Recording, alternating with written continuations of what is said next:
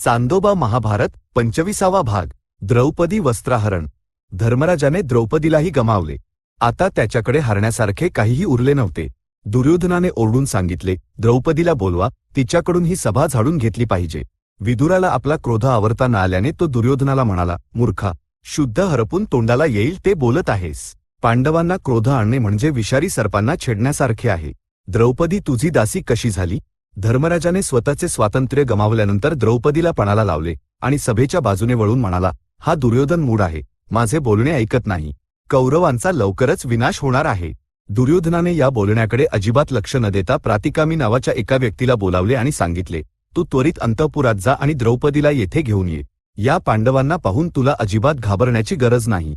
दुर्योधनाची आज्ञा घेऊन प्रातिकामी पांडवांच्या निवासस्थानात प्रविष्ट झाला आणि म्हणाला, पांचाली, तुझे पती धर्मराज जुगारात तुला पणाला लावून दुर्योधनाकडून हारले आहेत.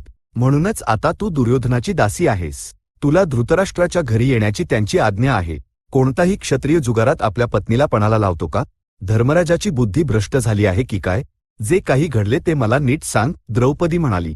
धर्मराज आपले सर्वस्व जुगारात हारला आणि पैज लावण्यासाठी आणखी काहीही उरले नसताना आपल्या भावांना पणाला लावून हारला आणि शेवटी स्वतःला अन तुला सुद्धा पणाला लावून सर्व काही हारला. प्रातिकामीने सांगितले, अरे, तू सभेत परत जा आणि त्यांच्या समोर हे माहीत करून ये की त्यांनी स्वतःला हारून मला हारले की आधी मला हारले आणि नंतर स्वतःला हारले. द्रौपदी म्हणाली. प्रातिकामी द्यूत क्रीडेच्या ठिकाणी परत आला आणि द्रौपदीचा संशय धर्मराजाला सांगितला. हा प्रश्न ऐकून धर्मराजाला अतीव दुःख अनावर झाले. त्याला काहीही बोलता आले नाही. दुर्योधन प्रातिकामीला म्हणाला, तिला आधी सभेत यायला सांग आणि तिचा संशय तिने स्वतःच दूर करून घ्यावा असे सांग. जा.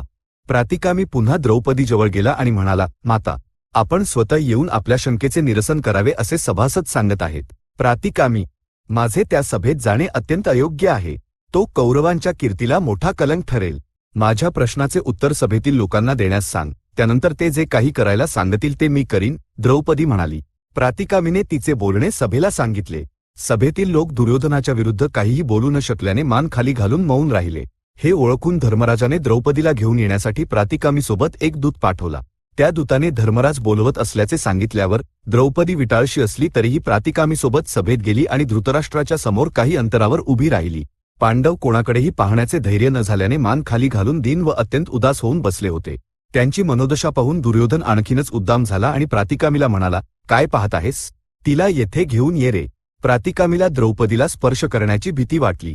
त्याने सभेत उपस्थित असलेल्यांना उद्देशून विचारले, द्रौपदीला काय सांगण्याची आपली आज्ञा आहे? तो भीमाला पाहून घाबरत आहे हे लक्षात घेऊन दुर्योधनाने दुःशासनाला कमी स्वरात सांगितले, दुःशासना, तिला अशी ओढत आण. आमचे दास बनलेले हे शत्रू काहीही करू शकत नाहीत.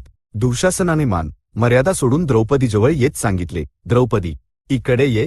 तुझ्या पतींनी तुला आमच्याकडे हरले आहे. लज्जा कशासाठी? आमच्या दुर्योधनावर प्रेम कर. कौरवांचा वरण कर. द्रौपदी फिकट पडली. आपले तोंड हातांनी झाकून गांधारीच्या दिशेने जाऊ लागली. दुःशासनाने तिचा पाठलाग केला आणि आता आणखी कुठे जाणार असे म्हणत द्रौपदीचे केस पकडून ओढले. 5 महावीर पती असूनही अनाथ झालेली द्रौपदी थरथर कापू लागली आणि क्षीण स्वरात म्हणाली, अरे बुद्धिहीना, मी यावेळी मासिक धर्मात आहे. मला सभेच्या मध्यभागी नेणे अयोग्य आहे. त्यावर दुःशासन म्हणाला, तू विटाळशी असली काय किंवा वस्त्रहीन असली काय? तुझ्या नवऱ्याने तुला जुगारात आमच्याकडे हारले आहे. तू आमची दासी आहेस. आजपासून आमच्या इतर दासींसोबत तू सुद्धा राहशील. असे म्हणत त्याने द्रौपदीला केसाला धरून सभेच्या मध्यभागी फरफटत आणले. द्रौपदीच्या केसांचा बंध सुटला. वस्त्र अर्धे विस्कळीत झाले. लज्जा आणि क्रोधाने ती आतल्या आत जळून गेली. ती दुःशासनाला म्हणाली, दुराचार्या, पितृतुल्य अशा या सर्वांच्या समोर मी अशी उभी राहणे अयोग्य आहे. मला अशा अपमानकारक स्थितीत ठेवू नकोस. या पाप कर्माचे फळ तू नक्कीच भोगशील. या सभेत सर्वजण धर्म जाणणारे आहेत, परंतु कोणीही तुला काही बोलत नाही. भरतकुळ कुजले आहे.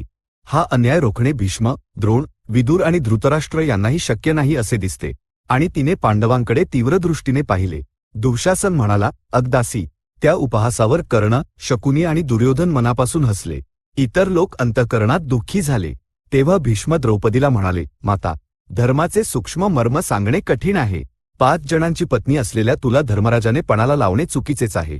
परंतु धर्मराज आपले सर्वस्व सोडू शकतो पण धर्म सोडणार नाही. तो जुगारात तुला हारून तुझ्याशी कपट करील का? या बोलण्यावर द्रौपदी म्हणाली, धर्मराज आपल्या अनिच्छेने या जुगारात उतरला, कपटाचा बळी ठरला, सर्व काही गमावून बसला आणि काहीही शिल्लक नसल्याने मला पणाला लावले काय?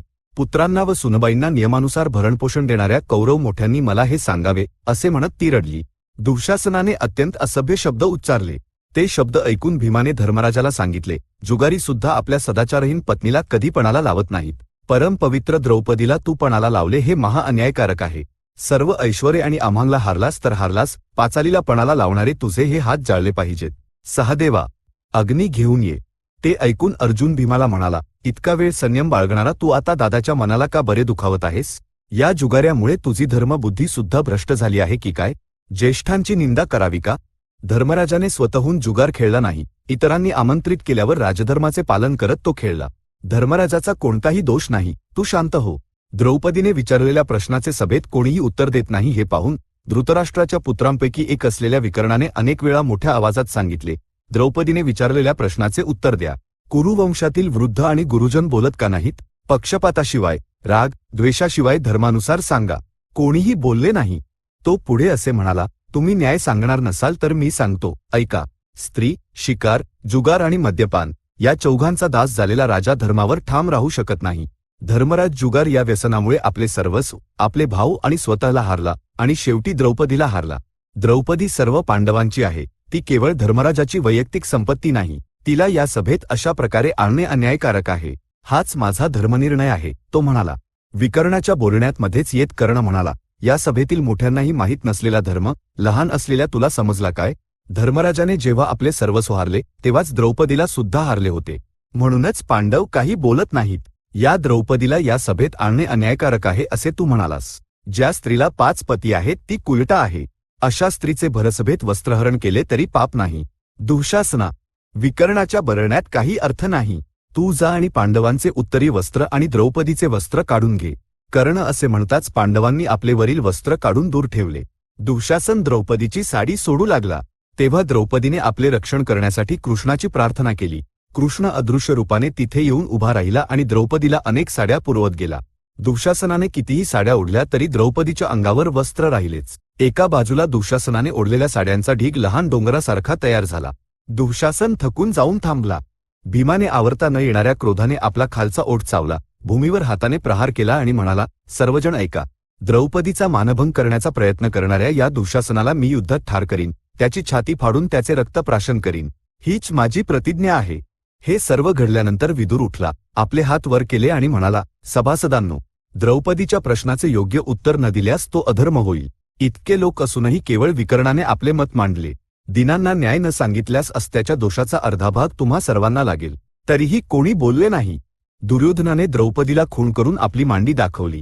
भीमाने हे पाहून आणखी संतप्त होऊन भीषण प्रतिज्ञा केली की तो युद्धात दुर्योधनाच्या मांड्या गदेने तोडून टाकील. तो प्रज्वलित अग्नीच्या ज्वाला सारखा दिसत होता. दुर्योधन द्रौपदीला म्हणाला, माझ्या बाजूने कोणतीही चूक नाही. भीम, अर्जुन, नकुल आणि सहदेव यांनी जर घोषित केले की धर्मराज त्यांचा स्वामी नाही तर तुला दासीपणातून मुक्ती मिळेल. तेव्हा अर्जुन म्हणाला, धर्मराज आम्हा सर्वांचा स्वामी आहे हे खरेच आहे, परंतु स्वतः हारल्यानंतर तो कोणाचा स्वामी राहिला हे कौरवांनी सांगावे. त्याचवेळी अनेक अपशकुन झाले. ते पाहून धृतराष्ट्र भयभीत झाला आणि आपल्या पुत्राला दटावत म्हणाला, अरे दुर्योधना, दुष्टा, तू द्रौपदीला सभेत बळजबरीने का आणलेस रे? पांडवांवर तुझी ही वैरभावना कशासाठी? काय आहे हा अन्याय? असे म्हणत त्याने पुत्राला फटकारले. द्रौपदीला जवळ बोलावून सांगितले, मुली, माझ्या सुनांमध्ये तूच सर्वश्रेष्ठ आहेस. तुला जे हवे आहे ते मागून घे मुली. द्रौपदीने पांडवांना दास्यत्वातून मुक्ती आणि त्यांची अस्त्र शस्त्रे त्यांना परत मिळण्याची मागणी केली. आहा, आज एका स्त्रीने पांडवांचा उद्धार केला, असे कर्णाने उपहासाने म्हटले. भीमाने रौद्ररूप धारण केले आणि सांगितले की तो शत्रूंचा याच क्षणी नायनाट करील. अत्यंत कष्टाने अर्जुन आणि धर्मराजाने त्याला शांत केले. त्यानंतर धर्मराजाने धृतराष्ट्राला विचारले, राजन, आमच्यासाठी आपली काय आज्ञा आहे? मुला, तू आणि तुझे भाऊ इंद्रप्रस्थला जा आणि आनंदाने राज्य करा. तुम्ही जेव्हा मैत्रीपूर्ण जुगार खेळू असे म्हणालात तेव्हा मी संमती दिली. तो न थांबवणे ही माझीच चूक होती. आम्हा वृद्ध लोकांकडे आणि गांधारीकडे पहा आणि माझ्या पुत्रांनी केलेले कुकर्म विसरून जा. तुमचे आणि तुमच्या भावांचे कल्याण होवो. धृतराष्ट्र म्हणाला. पांडव सर्व ज्येष्ठ मंडळींचा निरोप घेऊन द्रौपदीसह इंद्रप्रस्थला परत गेले. चांदोबा महाभारत 25वा भाग संपन्न. सद्य स्वस्ती.